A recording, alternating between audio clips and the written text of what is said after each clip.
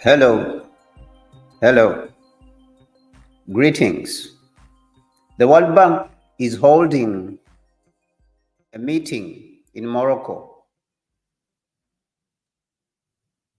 and this meeting is held after a given period of time, which normally is 3 years. This meeting has always been held in Washington traditionally, but after 50 years, that meeting has been brought to Morocco, Marrakesh in Africa. And of course, Africa has been given the third seat to be on the board of the World Bank and IMF. The IMF, we know that it is an institution for the so-called macroeconomic stability, is responsible for stabilizing the world economy, theoretically.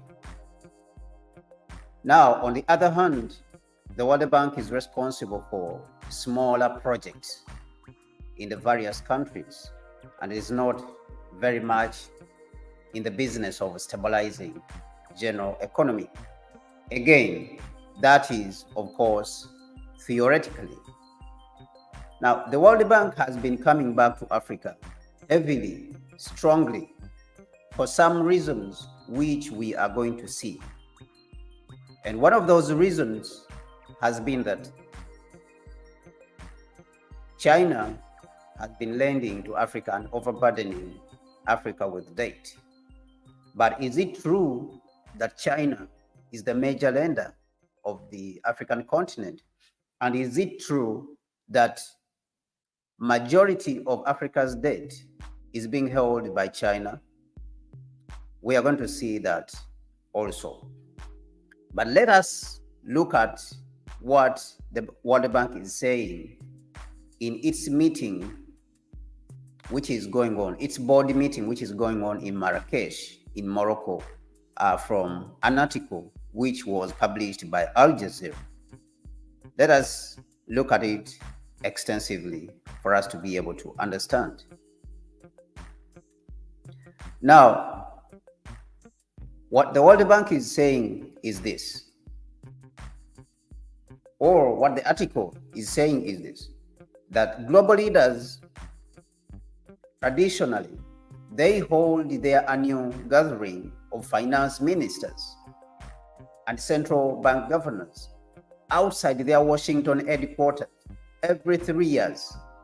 This is the first meeting on African soil in 50 years. Has the World Bank really been helpful to Africa?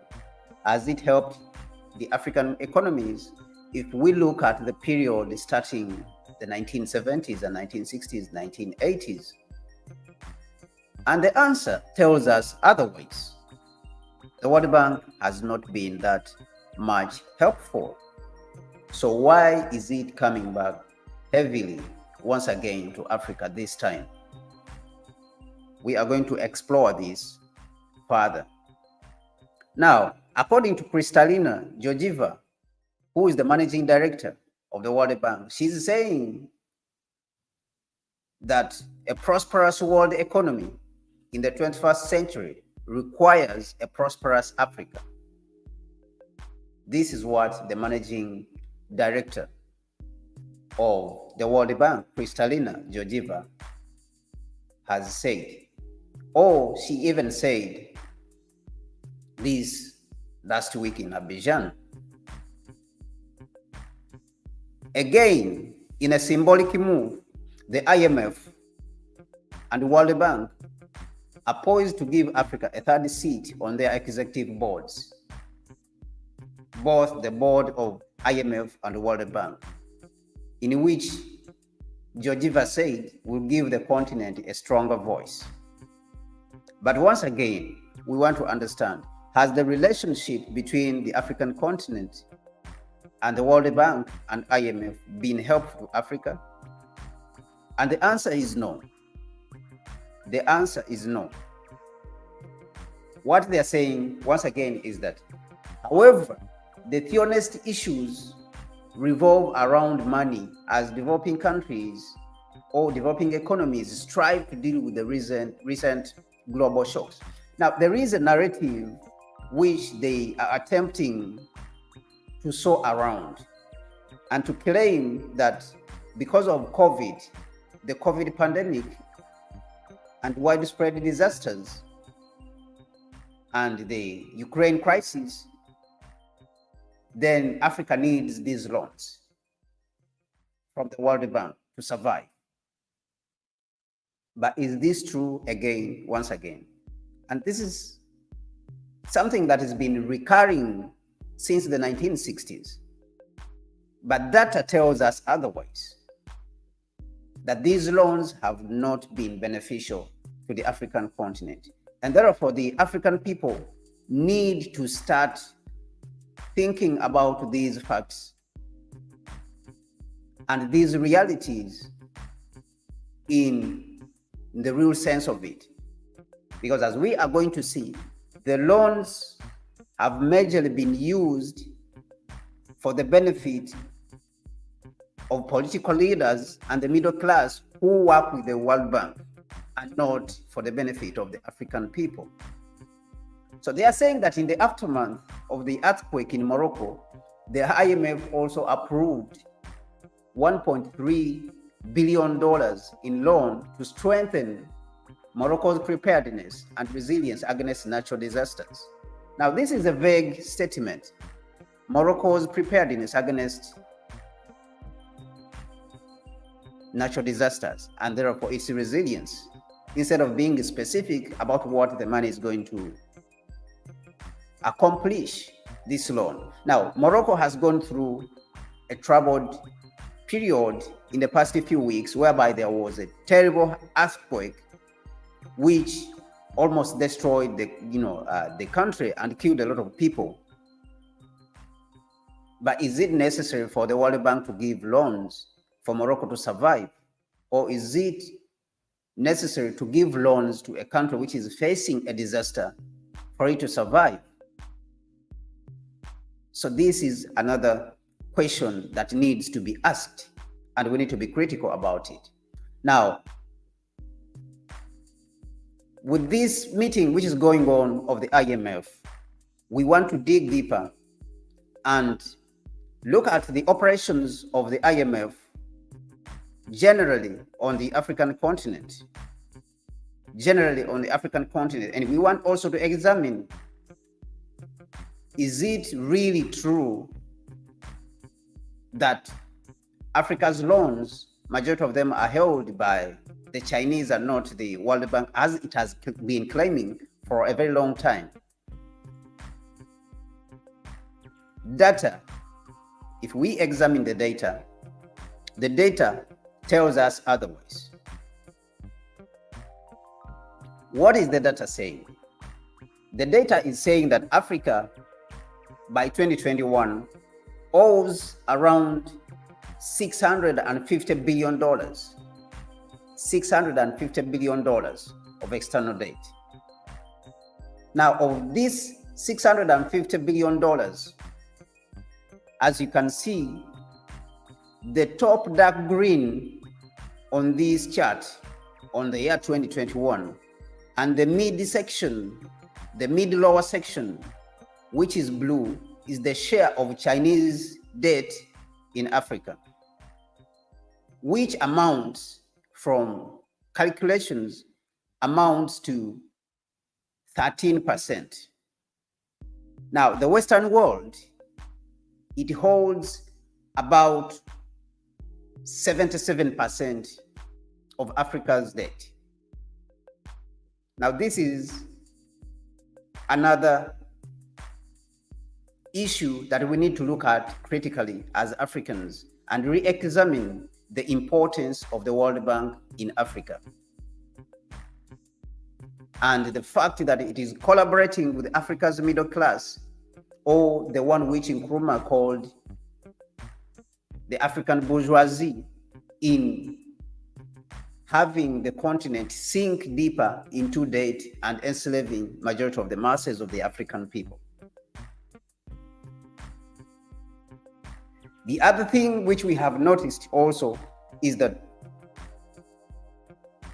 the United Nations published a report in 2021, a report which mentioned that Africa is facing an illicit financial outflow, or what you would call money laundering out of Africa, about $100 billion. $100 billion is the amount of money that is being laundered out of the African continent. And majority of the money was pointed out, that majority of that money is going to the Western world. And that money is not going anywhere else. Majority of that money is ending up in Brussels. Majority of that money is ending up in Washington. Majority of that money is ending up in Paris and London. And this is what the UN report pointed out. And of course, as Pan-Africanists, we know that the amount of money flowing out of Africa is bigger than that. We know that it is almost up to $250 billion. But the UN report, of course, pointed out that it was around $100 billion. Now, let us look at the terms which are normally used also by the IMF in its claim that it is doing the work. Because the statements which this organization uses normally will tell us whether this organization is really contributing. It has a specific duty or a specific job which it is contributing to the African continent.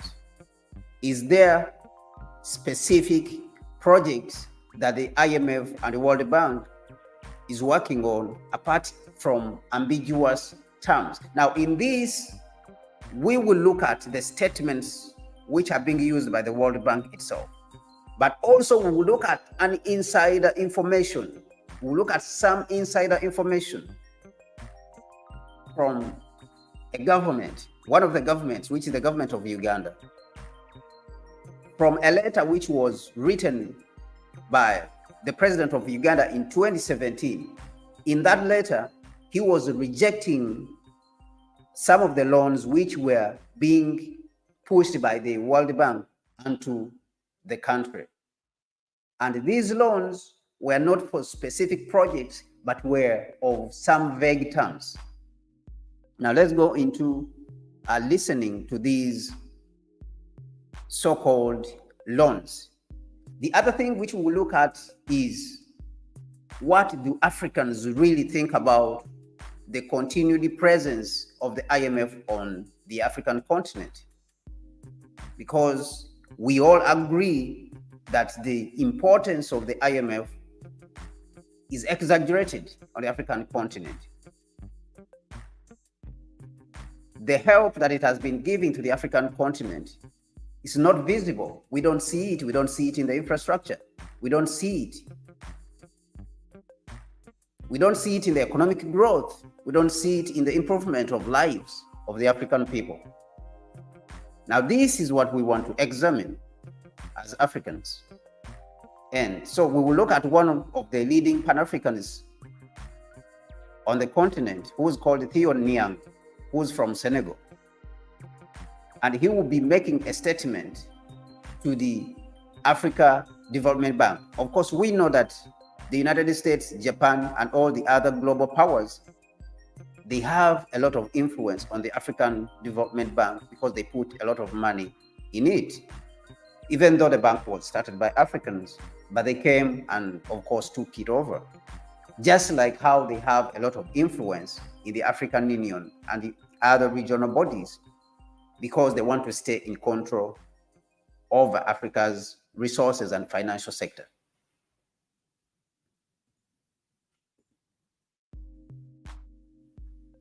Now, let us examine and see what they are saying at the World Bank at the ongoing meeting, at this particular ongoing meeting in Marrakesh, in Morocco.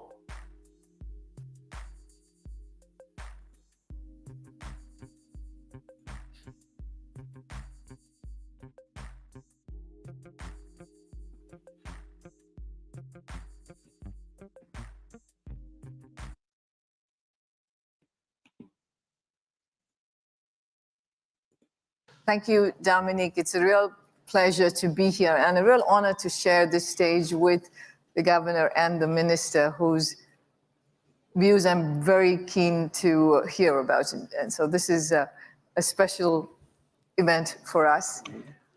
When we talk about capacity development, I'm not sure many people know that capacity development work is a third of what the fund does. It's 1/3 of what the fund does. So we do surveillance, we do lending, and we do capacity development. And capacity development is a full 1/3. So it is, absolutely a critical part of what the International Monetary Fund. Now, I want you to examine critically.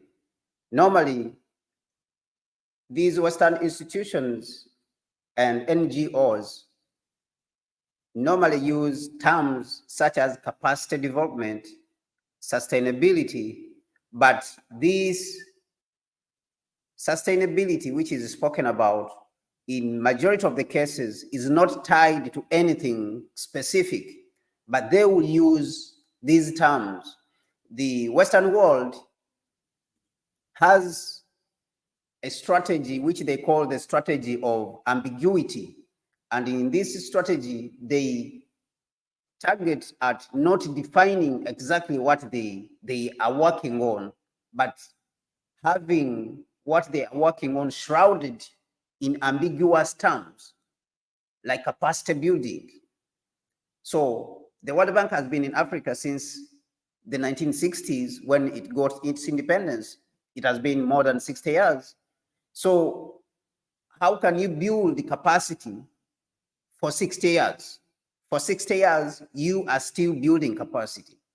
So these are the questions which we as Africans need to start asking. What capacity have you been building for the last 60 years?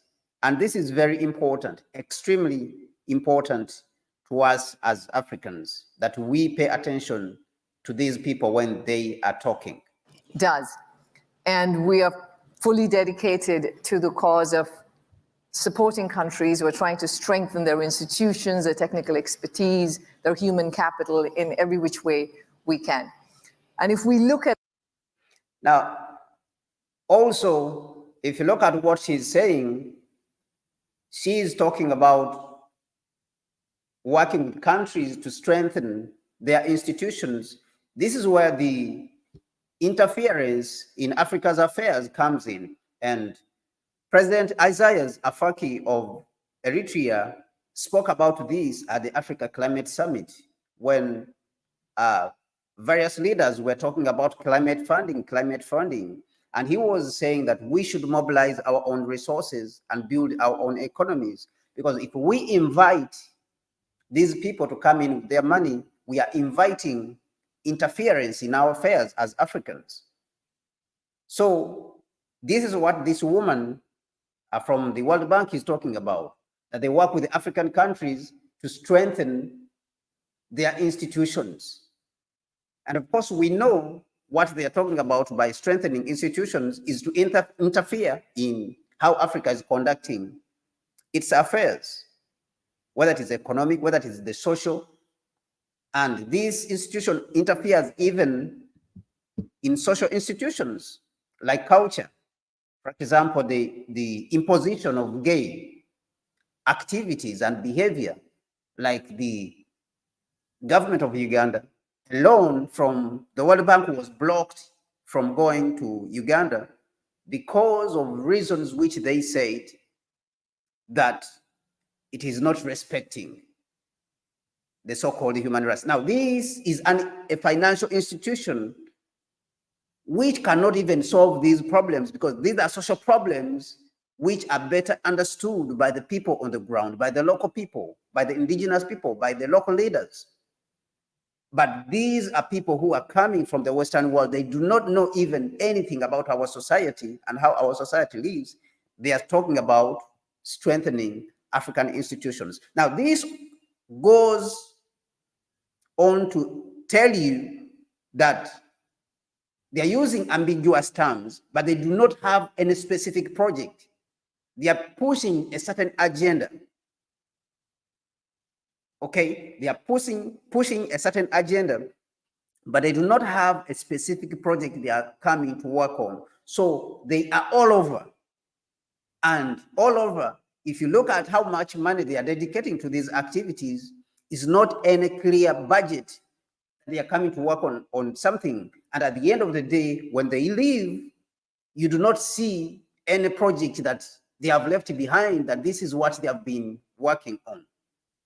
But let us continue to go forward a little bit. At the part of the world where most of our money goes, about 50% of our capacity development spending goes, it is to the African continent.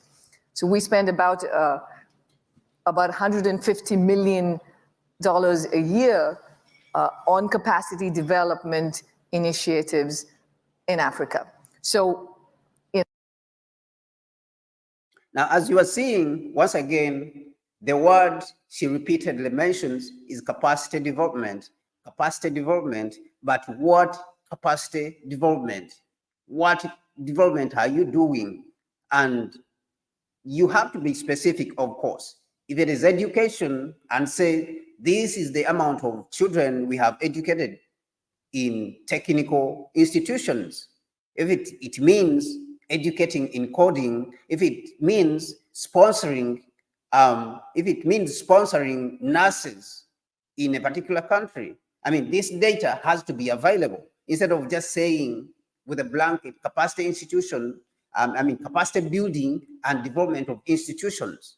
And we will see this in one of the letters which was written by President Museveni when he was rejecting, the president of Uganda, when he was rejecting some of the loans which were given by these institutions. So next, we will look at some of these loans which were given by the IMF. Of course, the loans which were being forced on Uganda as a country, and what the president said about these loans, whether these loans are beneficial to the rest of the African continent and all the other African countries. Now, on August 10th, this very year, Uganda came out, or the president came out to say that Uganda will develop with or without loans from the IMF. Okay. Now, his point was that the private sector in farming and manufacturing are the ones which develop the country. And they are the ones which are transforming a country such as Uganda, in spite of the inconveniences by corrupt officials. And of course, the corrupt officials which we are talking about, whom we have been talking about, they are the middle class. You remember Kwame Nkrumah wrote a book which is called Class Struggle in Africa. And in this book, Nkrumah is pointing out that the imperialists are conniving with Africa's bourgeoisie to rob the African people of their development, of their life, of their resources. So this is the same thing which President Museveni is reiterating in his statement. So he said that the country has embarked on an independent outlook, and in our approach, even the inflation is 3.9%, which is one of the lowest in the world. We remember that the inflation in Ghana has been more than 50%. That has been the level of inflation in Ghana, more than 50%. So these are very important aspects for us to pay attention to. Now, leaving that aside, in another letter, which he followed up after giving this statement, the president, he followed up with another letter in which he gave the details of his engagement with the World Bank, of course. Once again, his engagement with the World Bank in, for example, the year 2017.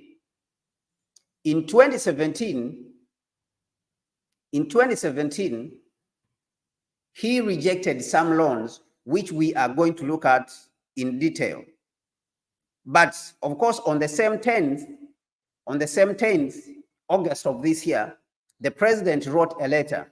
And in this letter, which was written on 9th August 2023, as you are seeing here, he said that he would like to reiterate that foreign aid and loans are welcome and can be of some use if designed and executed by patriotic and non-neo-colonial agents, but are either decisive nor indispensable elements for our desired economic transformation. What he's saying is that loans are indispensable. We can develop without these loans. So what he's saying that is that, on the contrary, these loans and aid packages can be a source of distortion and stunted growth, as you can see all across Africa. So what President Museveni is doing on this particular date is reiterating actually what Dambisa Moyo, an African economist who's living in the United States, wrote in her book called Dead Aid in the 1990s. So he is saying that these loans have been a source of distortion and stunted growth, as you can see all across Africa. And he's asking a question: if foreign aid and loans are a source of socio-economic transformation, why is there the present growing crisis of even security and stability in Africa? And he pointed out that, look at Guinea-Conakry, for example. You remember the coup. He's talking about the coups. Look at Mali, for example. Look at Burkina Faso. Look at Niger. Look at the Central African Republic, DR Congo, Boko Haram in Nigeria, Somalia, Mozambique, etc. Most of these countries have been getting these grants and loans. Many of the loans and aid packages are either of no value addition to the country or even anti-growth altogether.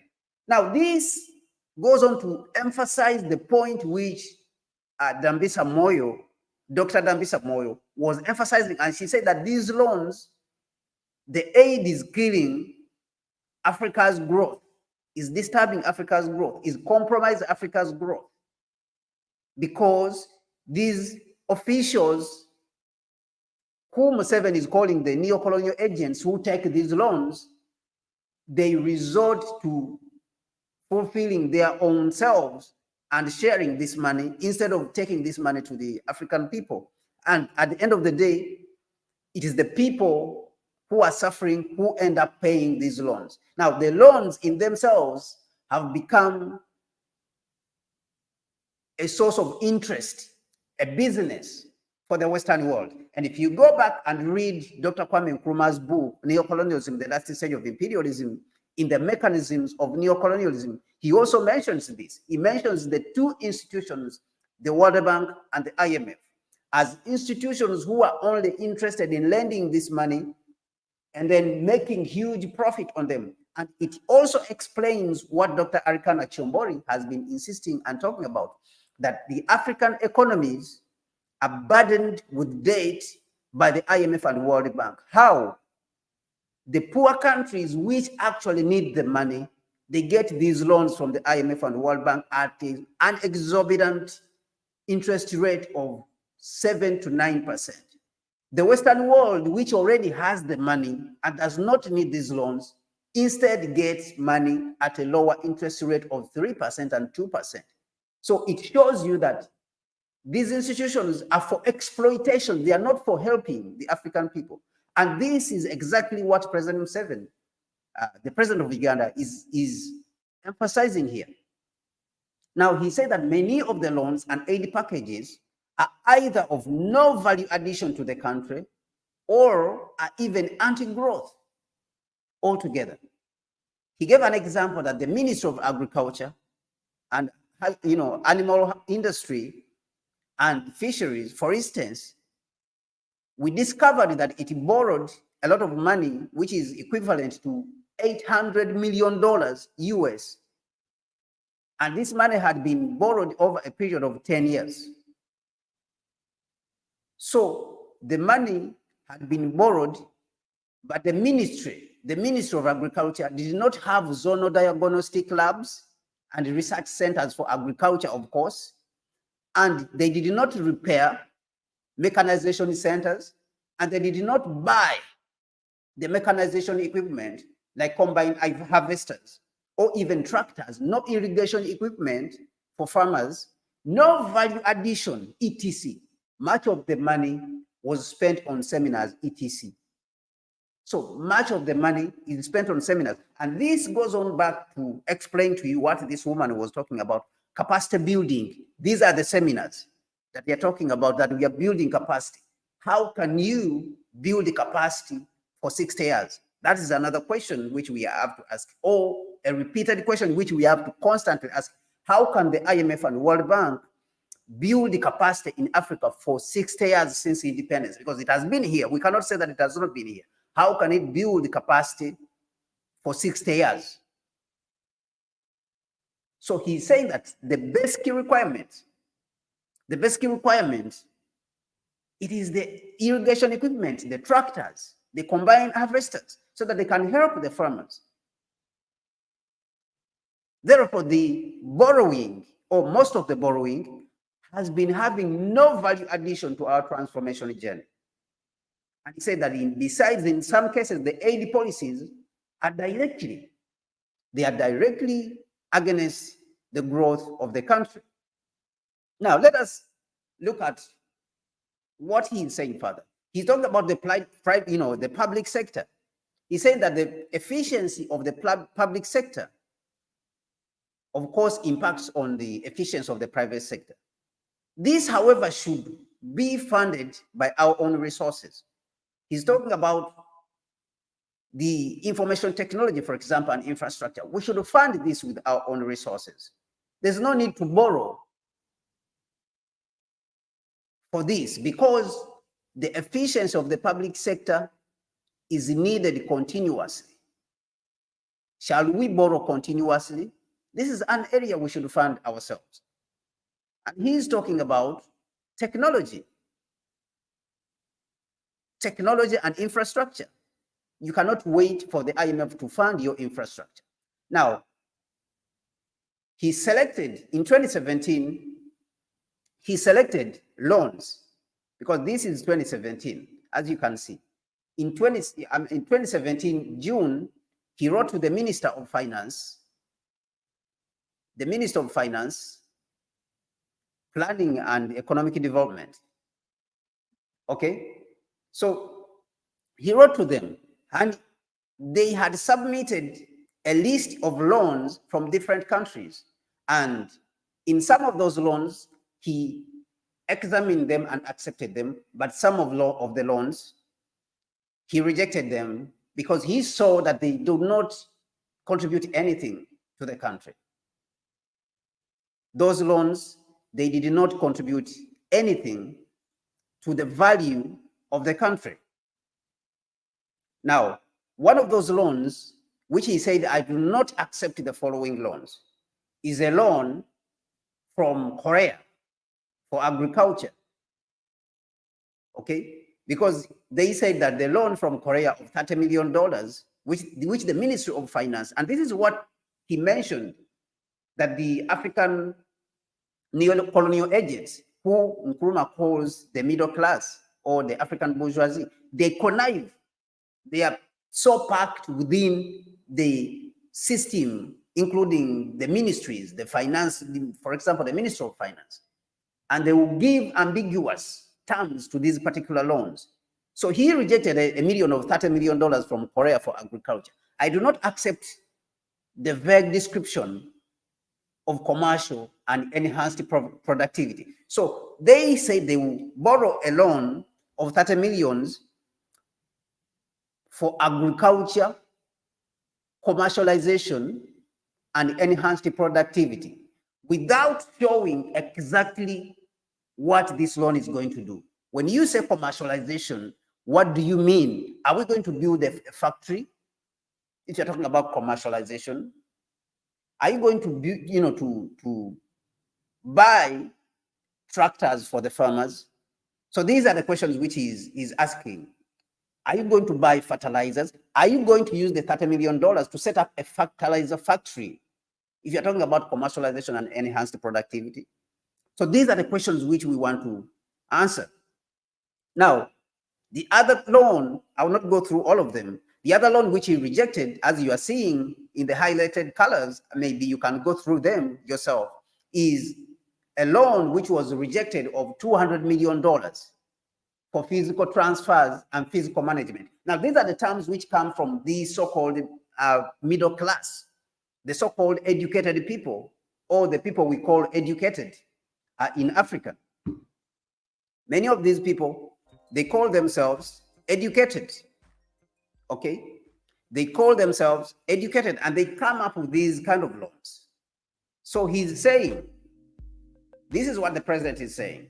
He's saying that I reject a loan of $200 million for physical transfers and physical management.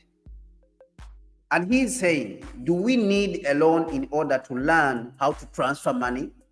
Because physical transfers and physical management, these are terms which are normally used by the IMF and the middle class in Africa, the so-called educated class, in hoodwinking the average person and stealing from them and taking loan on behalf of the whole country. And then these loans are used on themselves. At the end of the day, it is the whole country which is paying. So they use these loans on themselves. The African middle class and the World Bank, they take some of the money back. Some of them actually does not come even to these countries. And our people, the poor people, they end up paying these through taxes. So he's asking, do we need a loan in order to learn how to transfer money? Because physical transfer, you are talking about the transfer of money. He rejected that loan. I rejected the loan of $40 million for the vague target of gender-based violence. So he's asking a question. If you are acquiring a loan of $40 million and you are saying that it is going to be used for gender-based violence, he's asking a question. How will you know which woman fought with which husband? Let us get equipment for women groups to do maize milling, wine making, etc. Equipment for value addition, not seminars. The word seminars comes back repeatedly, because this is what the World Bank official, even today in meetings today in Marrakesh, in Morocco, this is what the World Bank official is talking about. She's talking about capacity building. Capacity building. So the president said that the survivors of violence, of gender-based violence, if confirmed, we can support them by our own budget. And this is the realistic, this is a realistic way of looking at things. Now, there's another loan of $60 million which he rejected. For nutrition, the loan is termed that it is $60 million for nutrition, incomes, and climate change, etc. for East and Central Africa, which is number 19. And he rejected it and said, this is vague. So how are you going to address nutrition and the incomes of people and climate change? So if it is nutrition, and we're talking about nutrition, if it is supposed to be for agriculture, let it go to agriculture. How are you going to improve nutrition with $60 million? If it is a factory or a laboratory which is going to carry out research on agricultural inputs, let it be a laboratory. If it is a factory which is going to help in fertilizers, let it be a factory. And then the incomes, if you're talking about incomes, what incomes are you talking about? So the vagueness is what the president is rejecting in this particular, in this particular letter. And he's talking about incomes. If you are talking about incomes, if it is for lending, if this money is going to be lent to the people to improve their incomes, then let it be stated clearly that the money is going to be given to this and a particular bank, or is going to be given to particular groups of people who are going to come together. If it is climate change, if it is going to be for planting trees, let it be said. So he said that this is vague, we will not accept it. He said another loan which he rejected, he said that I reject a loan of $60 million because it aims at vague elements such as hunger eradication, eradication of poverty, quality of education, clean water, health, well-being, etc. How can you meaningfully address all these elements? Let the money be used for irrigation. I will support it then. You see, so the president, at the end of the day, will be working, but he has some people within the government, and this is existent all over the African continent, that the president will be working, but he has people within his own government who will be working against him. And we saw this in governments, for example, the president of Ghana, President Mahama, of Ghana, for example, President Cyril Ramaphosa. We have been seeing this. We have seen President Uhuru Kenyatta, that while they're working, the middle class is more preoccupied. The middle class is more preoccupied with the stealing from the country. The middle class will be more preoccupied with stealing from the country and gaining as much as possible for themselves instead of helping the poor. And so this includes the ministers and all these groups of people. It includes the ministers and all these groups of people. So these are the loans which the president is rejecting. And all these are tied, of course, to the IMF and the World Bank and other Western lenders, as we shall see them. Now, we will look at also what is the position of Africans and what should be really our position. And in examining this, we will look at people like Theo Niang, who I spoke about. And I said that we as Africans need to take a different position. We need to take what I call a pragmatic position when we are approaching the issue of loans, because the IMF is not going to help us address Africa's problems. Africa's problems can only be addressed by Africans and by industrialization and by us using the resources which we have as Africans. We have mentioned repeatedly that Africa has a GDP of $3.5 trillion altogether, all across the African continent. This GDP is enough for us to take off, is enough for us to fund our projects as Africans. If we come together and work together, the GDP of the African continent is enough to help us fund our projects. We do not need to go outside to the Western world to seek loans. Africa's GDP of $3.5 trillion is enough for us. Is enough for us to address the problems of the continent, because it would make us the fifth or even the sixth biggest economy across the world. Africa would be in the G7, would be in one of the most powerful economies in the world if we put our economy together. So if you look at the economies and the loans that have been given to these economies on the African continent, the loans have majorly not been helpful to the African continent. So let us listen to the approach which we should be taking as Africans.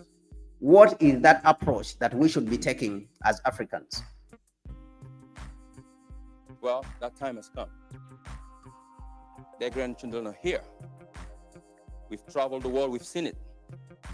We understand it. We know how America's built, how France is built after the war, devastated, with no money, with the Marshall Plan to come to help them. We know how it was done in Singapore with Lee Kuan Yew. And we are here to create a new Africa. We, the children of Africa. We need you as a partner, but we don't need nobody to come to tell us how it's done anymore. That I want it to be clear to everyone coming to invest in Africa. There is a new generation of leaders of Africa that's born. And that time will come, we will change it. So I don't have no plan for 3 years. No, I have a plan for a lifetime. And I know if I don't finish the work, the young people I'm training through Give One Project, the young people he's training through ABCD, the young people that Tony Elemelu, my good friend, is training in Nigeria, will take on the fight. And they will change this country for the better, where every young African born in this country will have the same decent education that your children have over there in Amsterdam. I want those young people in my continent, in the villages, in Kaolack, in Put, in Kenya, in Burkina Faso, to be able to have the same chance that my children in the United States. I'm not waiting for nobody to come and do it for me or give me a plan of structural plan from the World Bank or from the whatever bank or organizations. We will do it. We don't need it. It's not the World Bank who changed French after the World War II. They haven't helped the United States or Singapore. Lee Kuan Yew had the gut to say, we will change Singapore from nothing after Malaysia left them. I spoke there with the president just a month ago, and I saw what they have done. I want that in my country, in Senegal. I want that in Mali, in Benin, and etc. And I know if we don't do it, nobody won't do it. So this is my fight. This is bigger than 3 years. And I know I won't forget it. I won't finish it. But if I don't, the one who will come after me will finish. God bless you. Thank you for having me. Thank you. So what Theon Nyang is saying about the World Bank is the approach which we should be taking, we as Africans, when it comes to the approach of financing the hope that we have repeatedly put in the IMF and the World Bank, and majorly which has been led, this approach which has been led by the African middle class and ruling class, who are mostly neo-colonial in their approach, that they think that the African people are not capable of using the resources which we have to be able to use it as capital. I think we need to start moving away from that. The new generation of African leaders, the new generation of Africans has to start moving away from that kind of approach. And that is where I invite you to look at who the Africa Continental Unity Party is. Come out and let us talk and let us contribute to the Africa Continental Unity Party, because the Africa Continental Unity Party has a new approach which we are championing towards building a new Africa.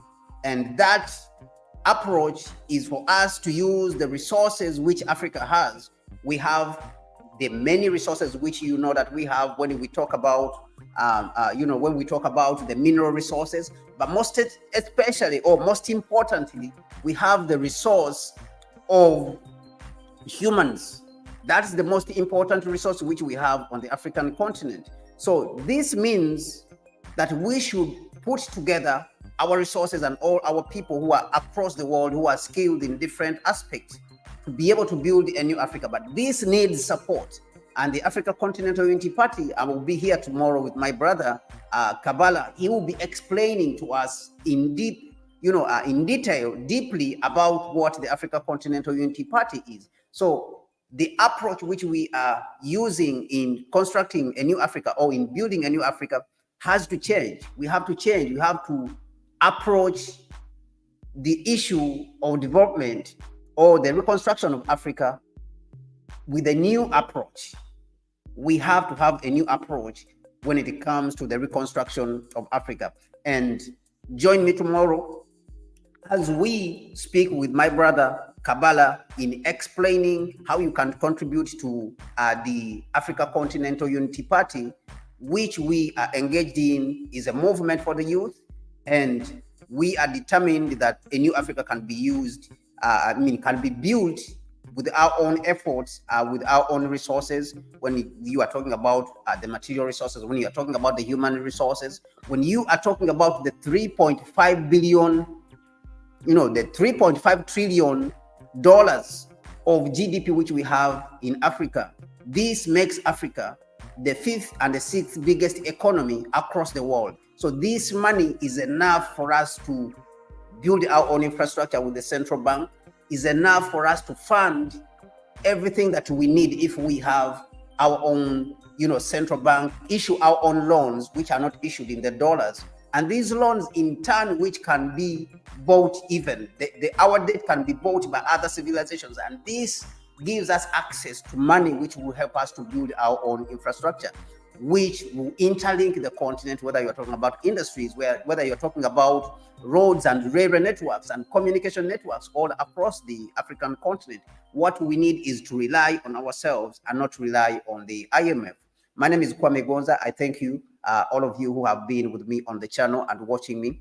As I am talking, continue to support the channel and let the channel grow as we continue to build a new Africa. Tomorrow I'm here. I'll be here with my brother Kabbalah once again. Come out and support. As you are seeing you are seeing down here, and you can check and see what the Africa Continental Unity Party is by checking through the website. You can support the channel by all means which you can. You can support also the Africa Continental Unity Party in any way which you can. My name is Kwame Gonza once again, and I'm out of here. God bless you.